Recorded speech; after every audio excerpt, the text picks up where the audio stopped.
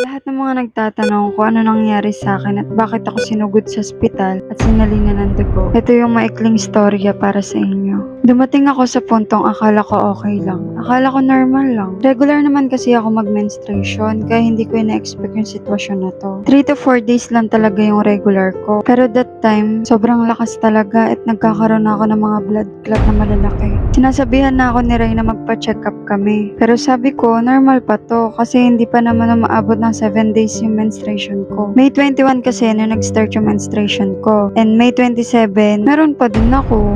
Ito na yung 7 days. Doble-doble na nga yung pagpa-blood clot niya eh. Nag-start na ako manghina pero kaya pa. At dahil nga wala akong sakit na nararamdaman, inisip ko talaga na okay lang ako. Ang sabi ko, konting observe pa. May 28 Tuesday. At hindi pa rin umihinto yung dugo ko. Palakas pa siya ng palakas. Yung as in, kala mo, umiihi lang ako, ganyan. Then that time wala si Rai kasi pumasok siya. Sobrang hirap na ako. Pinilit kong maligo para pagkatapos nun tuloy-tuloy na yung pahinga ko. Pero hindi na talaga kaya. Nandidilim na yung paningin ko. Hanggang hindi na ako nakapagsabon, as in shampoo na lang. Pag akyat ko, as in bumagsak na lang ako. Hindi ko na namalayan. Paggising ko, doon na lang ako nagbihes. Tinatawagan ko si Rai kaso since pa-out na kasi siya, nag-aasikaso na siya so hindi na niya napansin yung cellphone niya. Fast forward, kinabukasan, May 29, dinala na ako ng ospital. Then magpapa-blood test lang sana kami noon. Kaso paglabas ko ng gate, nandidilim na naman yung paningin ko and sobrang nanghihina na ako. And nag-decide na ako na sabi ko, love, tara na, punta na tayo, magpa-ER na ako.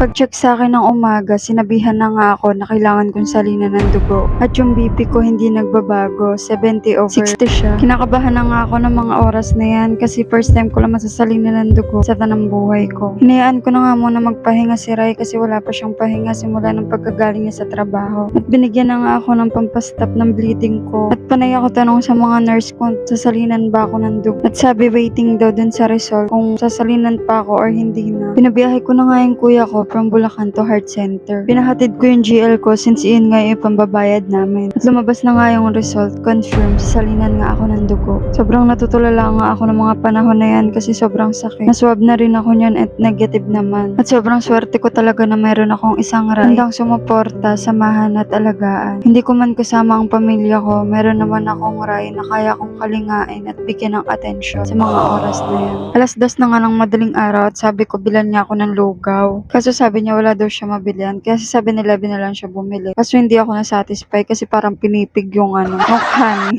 Ito nga yung tira ko kanina since hindi ko naman siya naubos, pinaubos niya sa akin ngayon para magkalakas-lakas daw ako. Since bawal ako sa toyo, literal na siomai na lang kinain ko tsaka kanin. It's 6 in the morning and I'm so sleepy. I haven't had a good night's sleep. My eyes are barely staying open. Last night they did all day sort of test on her and give her a blood transfusion. Right now we're just waiting for her doctor, but I don't have any idea when they will arrive. I really hope we can go home today. Please pray for her. Sana all sa tulong.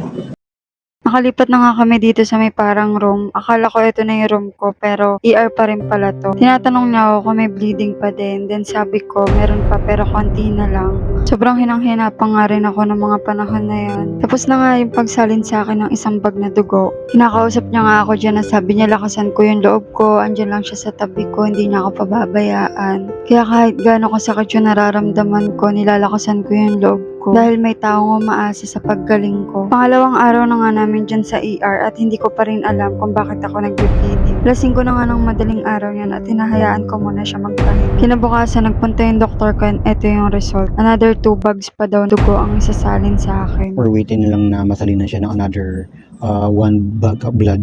Ngayon kapag naging okay ng hemoglobin niya, uwi na kami. Depende pa rin sa result.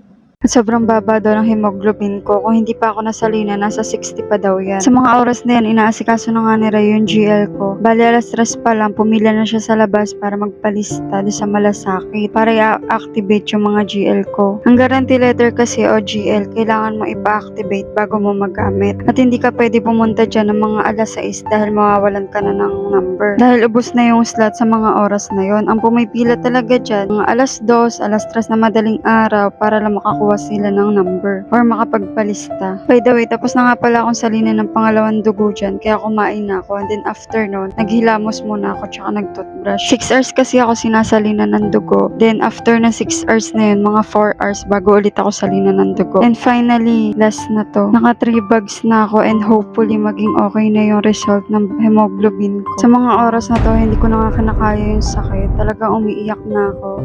Kasi sobrang sakit talaga niya. As in, mahapdi na makirot. Kaya sabi ko kay Rai, kumuha siya ng wipes. Tapos punas-punasan niya to para ma-relax yung dugo ko. Ang nangyari kasi niya, naubusan ako ng dugo dun sa bag that time. Wala si Rai. Tapos nang dumating yung doktor, pina-flush yun dito sa may gilid. Dun sa may swero dahil nga natutuyo na yung dugo. Ngayon pa naman yung kinakatakutan ko kasi sobrang sakit nga nun pag pina-flush. Kaya pag sinasalinan ako ng dugo, hindi talaga ako gumagalaw. Kasi naka-steady lang yan. Kasi natatakot ako ma-flush ulit. Since wala nga akong kasama, chinecheck ko kung tumutulo pa ba yung dugo ko kasi nga madalas siyang humihinto. At tuluyan na nga namaga yung kamay ko din sa may swero. Kaya nilipat siya dito sa may braso ko. Sa tagal ko na na-admit, ngayon lang ako nilagyan dito ng swero. Kahit masakit sa kamay, tinitiis ko kasi sabi ko last naman na yun na dugo. Kaso hindi pa nakisama, konti na lang, nahinto pa. Sabi ko nga dyan, wala akong kasama, kaya hindi ko alam paano kung sasabihin na wala na akong dugo. And then dumating na nga si Rai, pinapapil-upan na sa kanya yung mga kailangan na requirement. For activation na nga yung mga GL. During that time, 30k lang sana ipapa-activate namin. Kaso yung 20k expired na, yung 10k lang na pa-activate namin. For admission kasi ako, kaya pinipirmahan niya yung mga binigay sa kanyang mga form. Then ayan, binigyan na ako ng mga gagamitin ko. Then after 2 days, sinabihan na kami na may room na daw, kaya pinapaayos na si Rai. Then sinabi, 5 minutes lang, kaya natataranta na siya kung ano yung uunahin niya. Sa bagay, konti lang naman yung dala namin, like 2 bags lang, ganyan. Then ayan, pinuntahan na nga kami na mag-aakyat sa akin sa room. Hindi nga madali ma-hospital o ma-admit nang wala kang pera,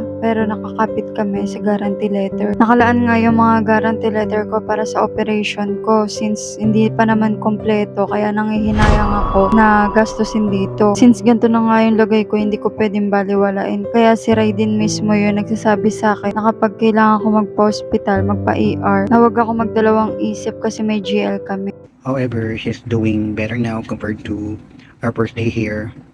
Hopefully by this Sunday or Saturday, maging okay na yung resulta. Sobrang tulala nga ako niyan kakatapos ko lang magpa-ultrasound. At ayan yung mga kinakatakutan ko kung bakit ayaw ko talaga magpa-check. Dahil sobrang trauma ko nung huli ako nagpa-ultrasound. Nung 2019 ako, grabe talaga yun. As hindi ko talaga makakalimutan yung araw na yun. Kaya nga ako nagpa-ultrasound dahil tinitignan kung saan nagmumula yung bleeding ko.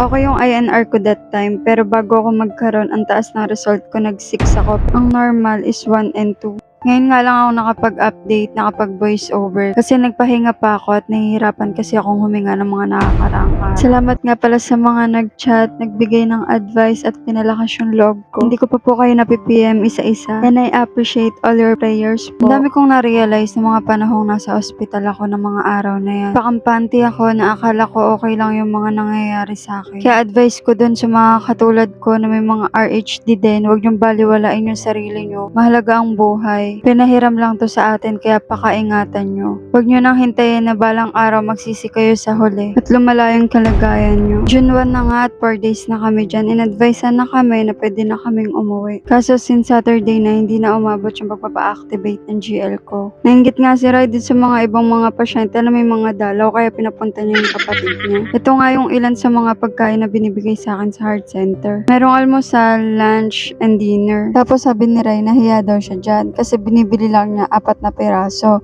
Eh ang mga bumibili daw dyan mga ilang kilo daw talaga kasi mura lang yan. Ganyan nga kadami ang tao sa malasakit every time napipila ka. Kulang pa nga yan eh.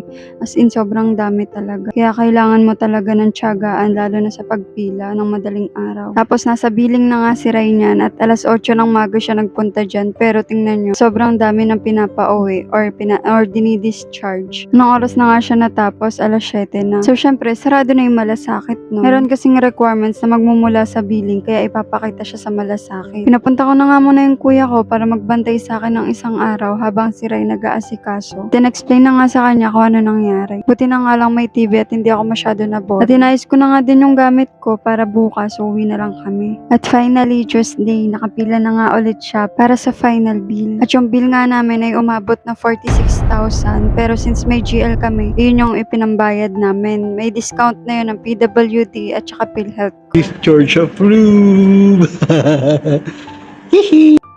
Isa sa mga naisip ko, siguro nga kaya pinaranas sa akin yung gantong sitwasyon para pag naoperahan ako, hindi na ako masyadong mahihirapan or alam ko na yung mga gagawin sa akin. Like, sasalinan din kasi ako ng dugo doon. And then, dito sa room na to, and then yung pagsuot ko nung gown or yung damit na pinapasuot sa ospital dahil nga required yun. Dahil lahat ng yun ay ilan sa mga gagawin ko sa OR. Habang nasa wheelchair ako, habang nilalabas ako dito, nananalangin ako. Dahil grabe yung ama sa buhay ko. Simula umpisa, sinamahan niya ako hanggang dulo. Hanggang ngayon, palabas na ako. Sarap sa pakiramdam na nalagpasan ko yung isa sa mga pagsubok na to. Madami pa akong journey na lalagpasan habang hindi pa ako inaoperahan. Dahil nabawasan na nga ako ng GL at inilaan ko yun sa operation ko. Maglalakad-lakad pa ulit kami para madagdagan yun. And thank you, loves, for everything. Hindi mo ako iniwan, hindi mo ako pinabayaan. Simula una hanggang dulo, sinamahan mo. And thank you, Iya, ron, sa pagsundo. Hindi na ako nahirapan bumiyahe. At ayan ang journey ko sa Heart Center. Yun lamang. Bye!